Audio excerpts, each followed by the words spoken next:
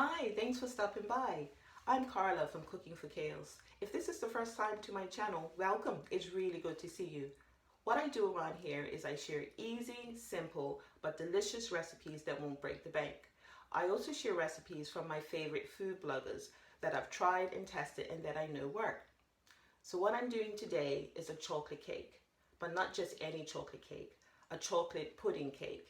And what's really good about this recipe is that once all of the ingredients come together and you put it into the oven to bake, a layer of cake starts to bake first at the top, and underneath it creates its own pudding. So it's like having two desserts in one. You can't beat that, right? Let's get started.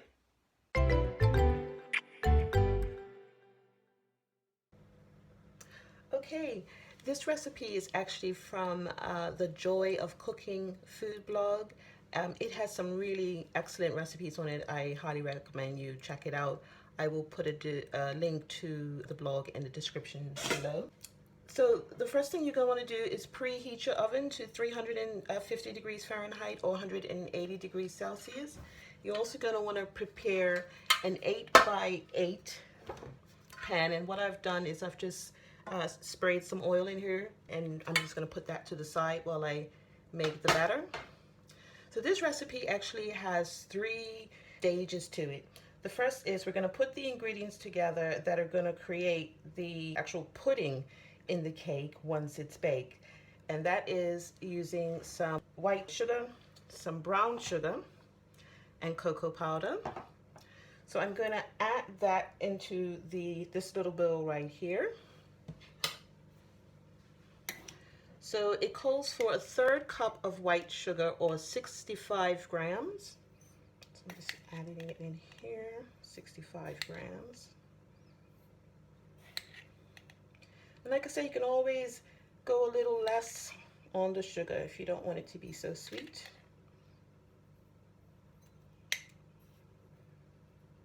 This is 65 grams. Zero that out. It also calls for 1/3 cup of brown sugar, and what I've done is I've already measured that out prior to starting the video. Yeah, and that's about 70 grams of brown sugar, and 1/3 cup of cocoa. Any cocoa that you have on hand would work. I'm going to sprinkle this. This is what's going to make that lovely pudding at the bottom of this cake. Just make sure it's 30 grams there. Okay. Once that's done, you're just going to sort of mix these up, and we'll put it to the side, and it will come back a little later.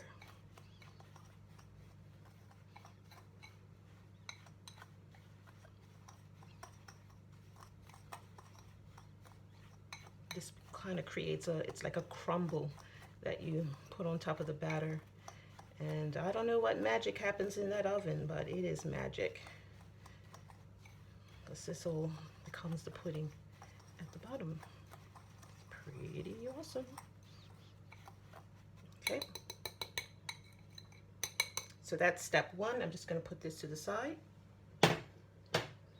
The next step is to get the dry ingredients together. So in this bowl, I'm going to add 3/4 cups of all-purpose flour.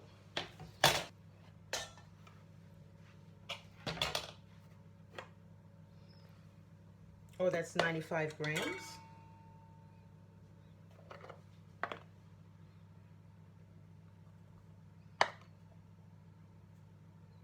There's a little bit of work to do, but it's worth it.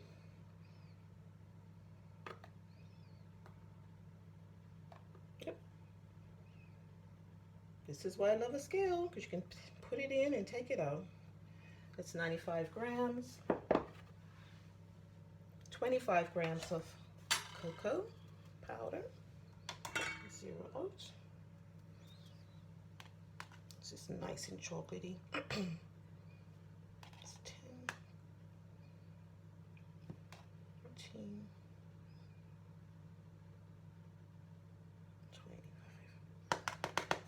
to the side.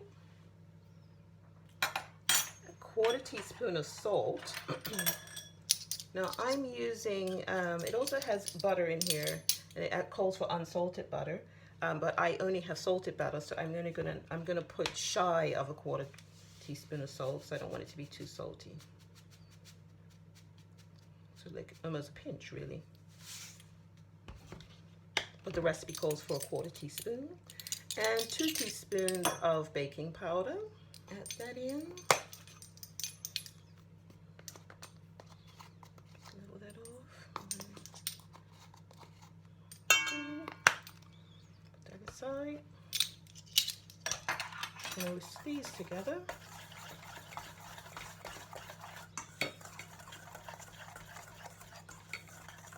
So this is the second step. That's the dry ingredients.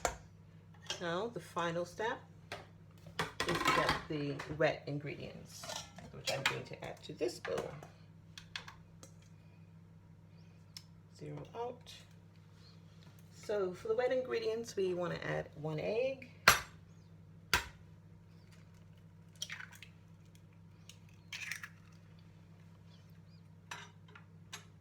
a 1/3 cup of white sugar, or 65 grams.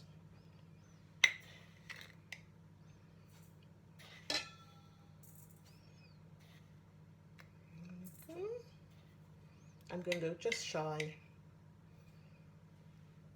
I put 50 in there. I'm going to mix this up.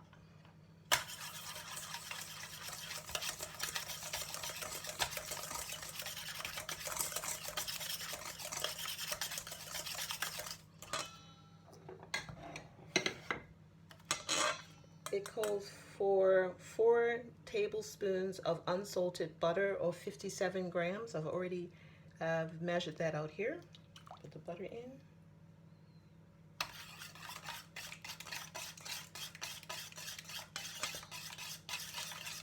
And then the last ingredient is a 1/3 cup of milk.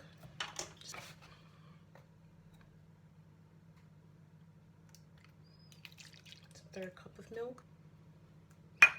Sorry, it also calls for a teaspoon of vanilla. Vanilla always adds additional flavor.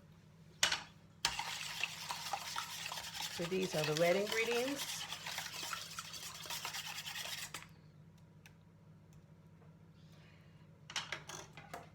So what I'm going to do is move my scale aside, get my dry ingredients, add the dry ingredients to the wet ingredients. And this was what brings the cake batter together. Stir this up.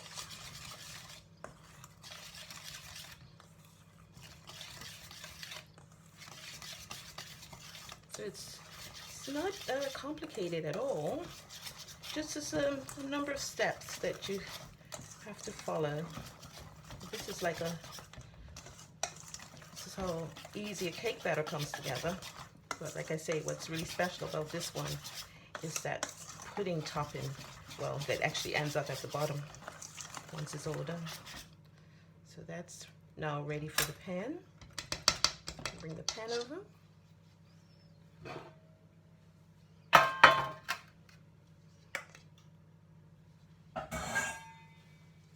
Add the batter to the pan.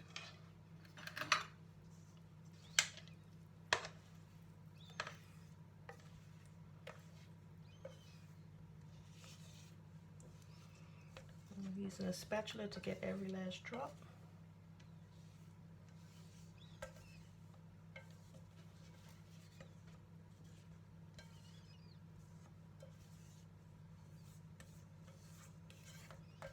Scrape it all in, every last drop.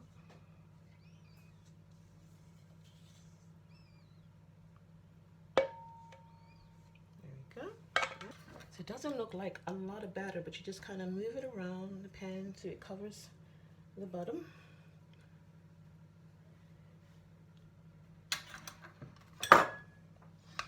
Then you sprinkle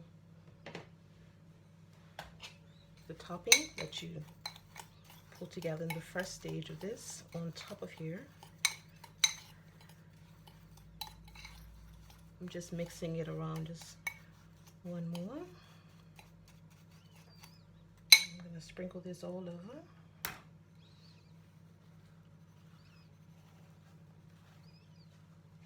It around.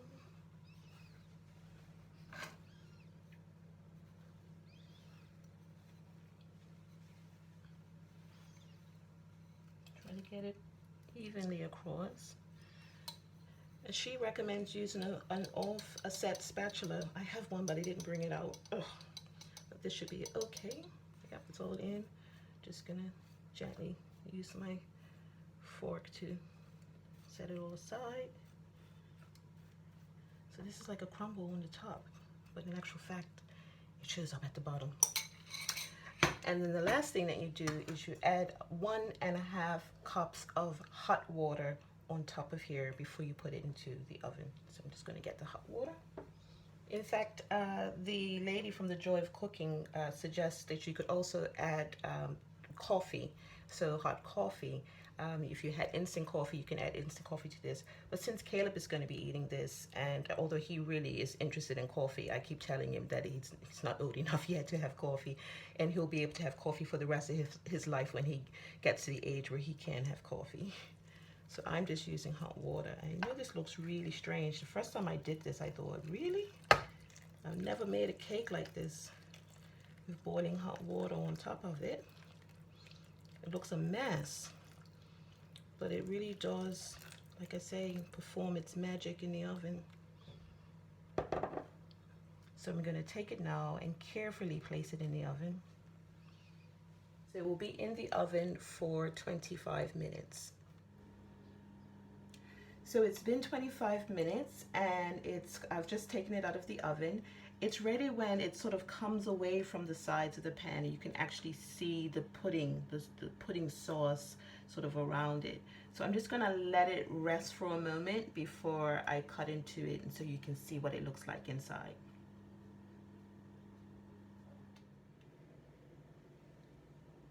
Okay, so it's been cooling for about 10 minutes and now I'm just gonna cut a small piece, a little square,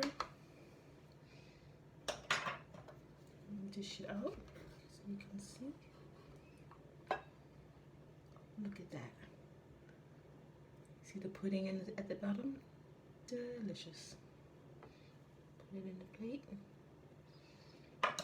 Take a little bit of a spoon to spread some of this pudding. That's the goodness. Bottom. Oh, now let's give it a try. So delicious. Thanks for watching, and I hope to see you in the next one.